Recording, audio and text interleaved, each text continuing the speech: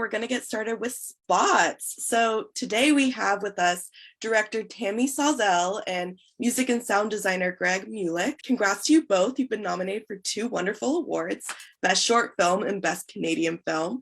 And what a delightful film it is. My first question is going to be for Tammy. So this is a film that deals with a lot of themes of isolation, and it was created during lockdown. So I would love to hear more about how COVID affected your approach to this wonderful short. Sure. So I suppose it starts with just being sort of ensconced in this house world that my son, who's a wonderful actor, and I were both in, and he wasn't able to attend any of his acting activities, and just being sort of limited in what you could do. And so it sort of spurred the idea of how we could both get out of the house safely, and an opportunity for us to work together with this little project. Kai is your son, correct? Yeah. That's wonderful. Yeah. Greg, I would say that the other main character of this film, besides Kai, is the music. What incredibly sonically inventive sound we have here. I would love to hear more about how you approached spots. Sure. Thank you so much. It was actually a really delightful project to work on, being a composer, having the sound like so central to the plot itself, and the characters are actually listening to like what the sound designer and composer's job is. And sometimes it's just a backdrop, but in this film it's a very central aspect of the score. So that was a lot of fun, really writing with that in mind of, how Kai's expression would be affecting how the sound should react, and making it seem as if he was reacting to the sound, vice versa.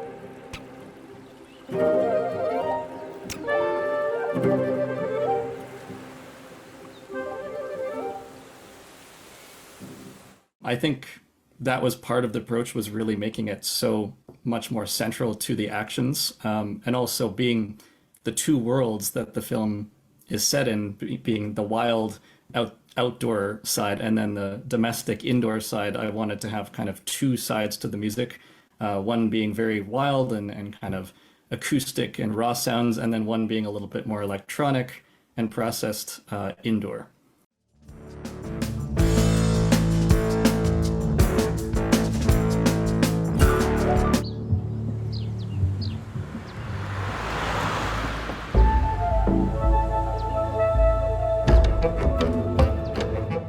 Those were sort of the two main motivators. Tammy and Greg, you both have worked together before on one of your other short films, Tammy, Valise. I would love to hear more about how you two got involved in that project together. Greg and I have actually worked together on quite a few projects. And a few years ago, I was looking for someone to do the sound to this little film I had made in Norway during an artist residency. And a mutual friend introduced us to each other. And Greg just immediately, when we sat down and I described the story, his feedback to that, and I knew his previous work, and just his ability to interpret what it was I was trying to say, or what I was rambling about what I wanted this thing to be, just really resonated with me. And so as soon as we started working together, it became sort of a trusting thing, where I knew I got to the point where, because we worked together so often, that I knew that I could send him something and just let him be free, and that he would transcend it, really. And I would send him visuals, not just film clips, but visuals of paintings and drawings and stuff. And he would then feed off that and interpret it. And so it was it's very collaborative in that way, back and forth. And yeah, it's just, it's just gets to a point where when you work with someone enough, you just trust that they're gonna bring it.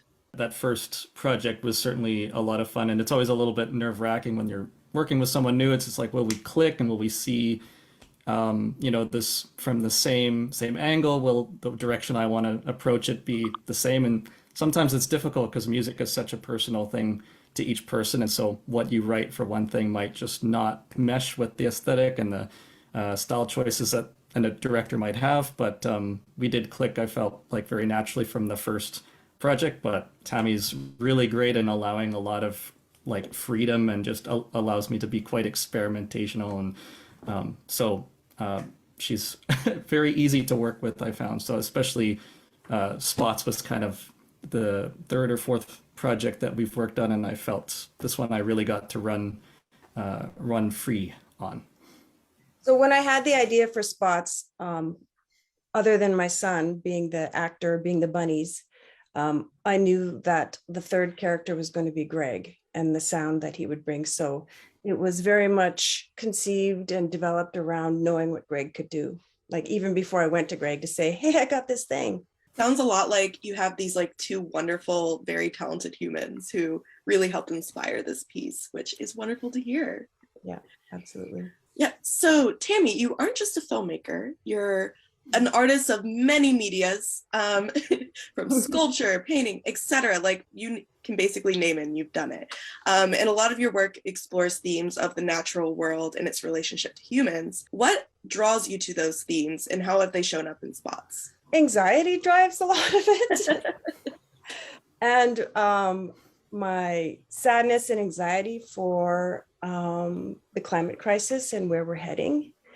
And a lot of it, I think, stems from the separation and isolation we have from our natural selves or the natural world, and how comfortable we get in our, capitalistic comforts. So Spots is about shining the light on that and then leaving an open space for the viewer to decide whether or not which world is better, the wild world or the domestic world, and what do those things mean.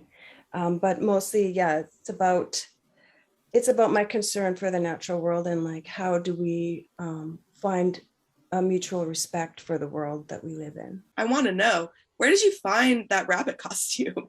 It was amazing. The rabbit costume is a pair of my old Licenza pajamas. And and I had the pads, the paw pads. So I ordered the ears to match. And then my daughter-in-law, Maya Candler, sewed Spots on for me because she's a very gifted fabric artist. And so I just told her what I wanted. Like I said, make it look sort of like a dairy cow, except big spots all over it. So we just sewed the spots onto the costume. Greg and Tammy, you've worked together before, obviously. What's next for you? Do you think any more projects with you two working together? Yes, I actually have a script that I'm developing and trying to finesse and put together. It's called Making Beauty. And I would say it's a much more developed script than any of my other projects, just my scattered brain running around with notes. And it's an actual script, and I've sent it to Greg, and we've already started discussing how we're going to develop it. Back to the plot of this film. So a lot happens emotionally for our two rabbit brothers at the end there. I would love it if you could talk a little bit more about what happens when these two see each other for the first time. Everything that I do, I like to keep it open to interpretation and leave space for the viewer to put their own stories within my story and their own possible outcomes. So it's sort of up to the viewer to decide, are they, and I've had a few people go, oh, are they like star-crossed lovers? Are they friends? And I'm like, well, that's open to interpretation. And so will they ever meet? Is the outside bunny just sort of sad and disappointed by what he saw? Or the fact that he just can't really reach the interior bunny? And so I don't really have a solid answer for you. Where will it go? Greg, did you have something to add? Not too much. I really like that, leaving it to be a little bit ambiguous. And at the end, I mean, with that last scene, it's kind of like, are they unable to connect? Is interior bunny unwilling to like leave the comfort of his home, or is it just like too late? The song is finished, so they missed their shot. But yeah, it's really, it can be interpreted so many ways, and we just kind of leave it up to the viewer. What have you learned about yourself through the making of Spots?